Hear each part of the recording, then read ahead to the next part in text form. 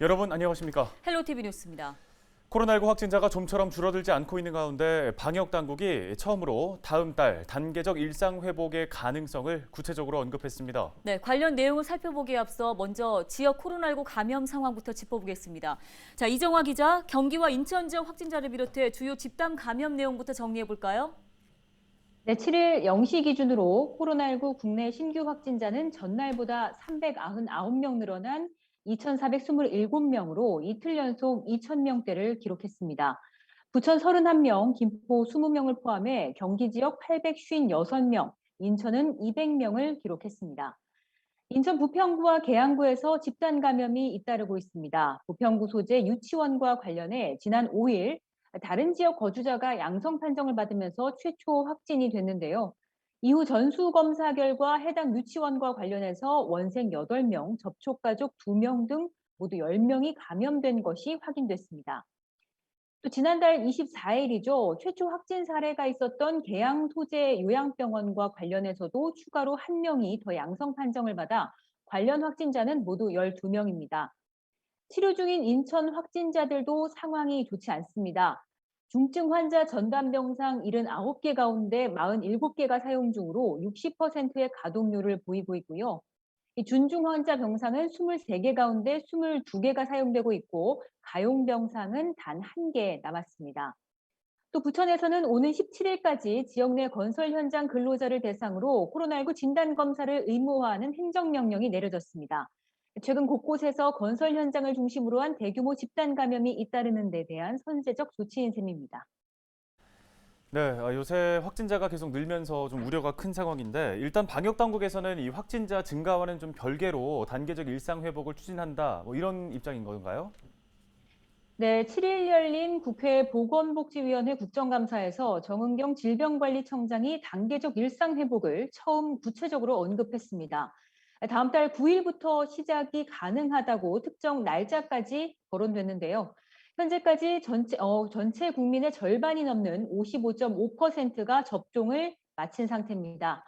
일단 질병청은 이달 말쯤이면 단계적 일상 회복이 시작 기준점이 되는 전 국민의 70% 접종 조건이 충족될 수 있을 것이고 60살 이상 고령층에서는 90%의 접종률을 보일 것이라고 내다봤습니다. 네, 전 국민의 70%가 드디어 백신 접종을 이제 완료하게 된다는 건데요. 자, 그렇다면 우리 지역의 백신 접종 상황은 어떻습니까? 네, 지역도 속도를 맞춰 접종이 순조롭게 진행되고 있습니다. 인천은 전체 접종 대상자 가운데 54%가 2차 접종까지 완료했고 부천에서는 60%, 김포 64%가 각각 코로나19 예방접종을 마쳤습니다. 또 부천의 경우에는 최근 늘어나는 외국인 중심 감염에도 평일에는 근무를 빼기 힘든 외국인 근로자들을 위해서 오는 17일까지 얀센 백신 주말 접종을 한시적으로 운영하기로 했습니다. 예, 지금까지 보도국 연결해서 우리 지역의 코로나19 상황 짚어봤습니다. 이정화 기자였습니다. 다음 소식입니다. 국민의힘 대선 경선 후보인 윤석열 전 검찰총장이 인천을 방문해 지지자들과 만났습니다. 그는 지역 현안에 대해서도 자신의 견해를 밝혔는데요. 네, 특히 수도권 매립지는 2025년에 반드시 운영을 종료하겠다고 강조했습니다. 이재필 기자가 보도합니다. 인천을 방문한 윤석열 전 검찰총장. 그는 지역 기자들과 만난 자리에서 인천시의 바람대로 2025년 수도권 매립지 운영을 종료하겠다고 강조했습니다. 특히 지자체 간 합의가 쉽지 않은 만큼 정부에서 나서 문제를 해결하겠다고 덧붙였습니다. 광역단체 그 3개가 걸려있는 사안이기 때문에 저는 제가 집권을 하면은 총리실을 이 조정기구로 만들어가지고 대한 지역을 반드시 빠른 시일 내에 찾아서 그는 인천을 항공정비 산업의 중심지로 조성하겠다고도 밝혔습니다. 특히 항공정비 산업을 두고 인천과 경남 사천이 경쟁하는 것에 대해 지역 간 상황에 맞게 조정하겠다고 설명했습니다. 기술 개발, 축적, 또 뭐 여러 가지 다양한 부품의 관리 이런 부분들은 뭐 사천에서 하더라도 지금 인천공항에 취항하고 있는 많은 그 항공기들의 그 정비는 여기서 하는 것이 가장 효율적이지 않겠나. 윤석열 전 검찰총장은 남동공단 등 지역의 공단을 스마트 산단으로 전환하겠다고 공약했습니다. 지역 기업들의 경쟁력을 높여 일자리 창출 등 경제 활성화를 이끈다는 계획입니다. 정부가 좀 지원을 해서 더 스마트화시키고 더 디지털화시켜서 좀 세세하게 분석을 할 생각입니다. 그렇게 해서 이 기업들이 좀 더 경쟁력과 생산성을 높일 수 있도록 해가지고 거기서 또 고용 창출이 일어날 수 있게. 여야 후보들의 인천 지역 공약은 대선에 다가갈수록 보다 구체화될 것으로 예상됩니다. 헬로티비 뉴스 이재필입니다.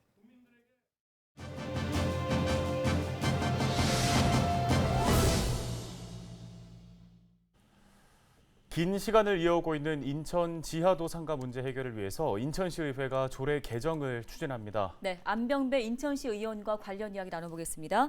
자, 의원님, 먼저 인천시의 지하도 상가 조례 개정안을 추진하게 된 배경부터 들어보겠습니다. 인천에 있는 지하도 상가는 1970년대부터 시작됐어요. 그리고 민간인에서 지하도 상가를 지어서 기부 체납한 거였었거든요. 그런데 2001년도에 인천시에서 조례를 만들기 시작했습니다. 왜냐하면 30년이 돼서 지하도 상가에 개보수가 필요했기 때문에 리모델링이나 그 편의시설 같은 것을 만들기 위해서는 예산이 필요했어요. 그런데 인천시가 그때 인천시 예산을 들이지 않고 상인들이 리모델링비를 다 객출해서 그 돈으로 리모델링을 하고 20년이면 20년 이렇게 해서 연장해서 수의계약을 맺어줬거든요. 그로부터 한 20여 년간 인천시가 그게 불법임에도 방관하고 묵인하고 했었습니다. 그러고선 지난해 감사원에서 그것이 불법이라고 그렇게 지적을 하니까 이때부터 상인들을 내쫓아야 된다는 생각을 했습니다. 그래서 상인들이 반발했고요. 상인들이 그동안 장사를 열심히 해왔습니다. 전국에서 가장 활성화된 인천의 지하도 상가였기 때문에 굉장히 열심히 장사를 잘 되는 그런 지하도 상가였는데 장사를 못하게 되니까 큰일 난 거죠. 그래서 그 피해를 최소화하기 위해서 인천시의회가 나서서 전대 유예 기간을 2년으로 늘려주고 안정적으로 장사할 수 있도록 그런 기회들을 제공을 한 거죠.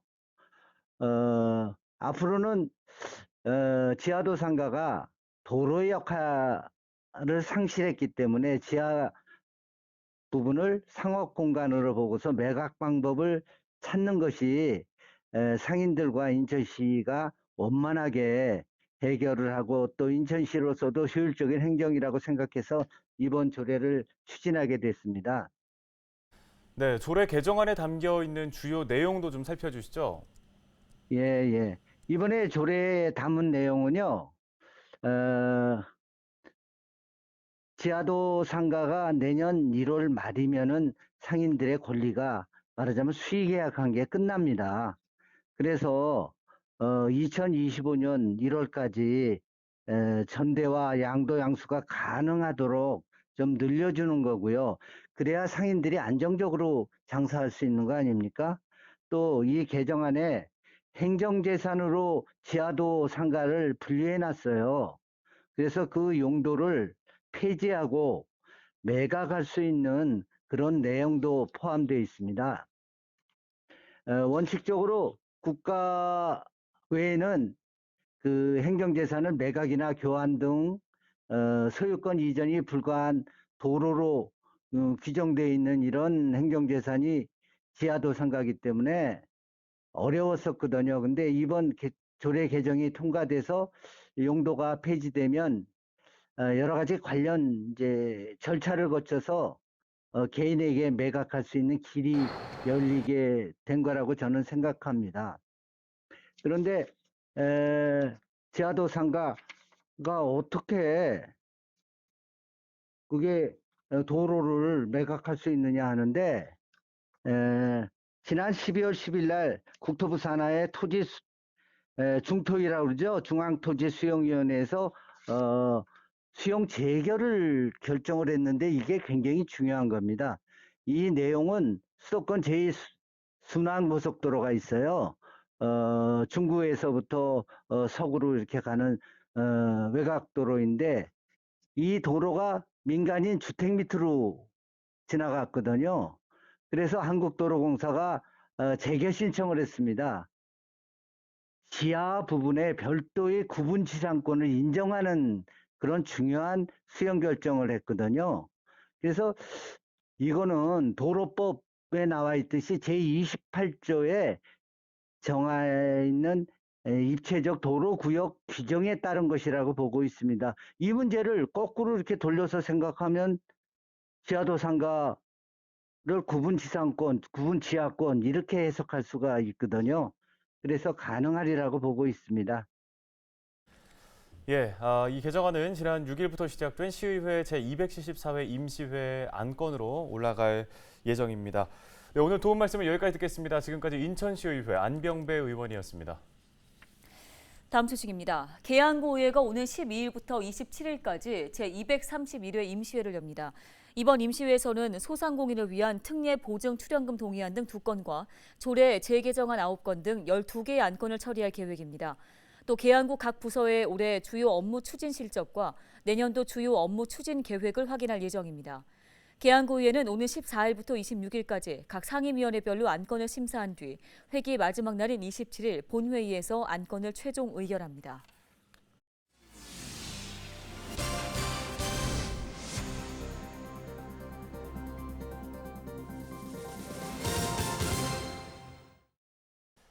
네, 다음은 키워드 뉴스입니다. 오늘 첫 번째로 살펴볼 키워드 포퓰리즘입니다. 배준영 국회의원이 인천시에서 모든 인천 시민에게 지원금을 지급하는 방안을 추진하는 것에 대해 포퓰리즘이라고 지적했다는 내용인데요. 박남춘 인천시장은 지난 6일 코로나19로 어려워진 일상을 회복하기 위해 모든 시민에게 한 사람당 10만 원의 지원금을 지급하겠다고 발표한 바 있죠. 배 의원은 지난 6일 열린 기획재정위원회 국정감사에서 홍남기 경제부총리에게 인천시의 지원금 지급에 대한 의견을 물었습니다. 당시에 홍남기 부총리는 중앙정부에서 정한 국민지원금의 범위가 있는데 그것을 존중하지 않고 지자체에서 추가로 재난지원금을 지급하는 건 재정당국으로서 맞지 않는 것 같다고 답변했다고 배 의원은 밝혔습니다. 배 의원은 인천시가 갑자기 재난지원금을 준다는 것은 선거에 영향을 주려는 말 그대로 포퓰리즘이라고 주장했는데요. 인천시의 지원금 지급을 두고 앞으로도 당분간은 논란이 이어질 것 같습니다. 네, 운동 좋아하시는 분들에게는 반가운 소식입니다. 바로 운동시설 개방입니다. 계양구가 지난 7월부터 3개월 동안 폐쇄되어 있던 공원 내 운동시설을 개방한다는 내용인데요. 개방시설은 축구장과 풋살장 등 공원 내 체육시설을 비롯해 5개 체력 단련 시설, 정자, 파고라 등입니다. 하지만 운동시설을 이용할 때 반드시 지켜야 할 것들이 있죠. 출입 명부 작성, 마스크 착용, 사적 모임 인원 제한 조치입니다. 사적 모임 허용 인원은 오후 6시 이전에는 4명까지, 그 이후에는 2명까지인데요.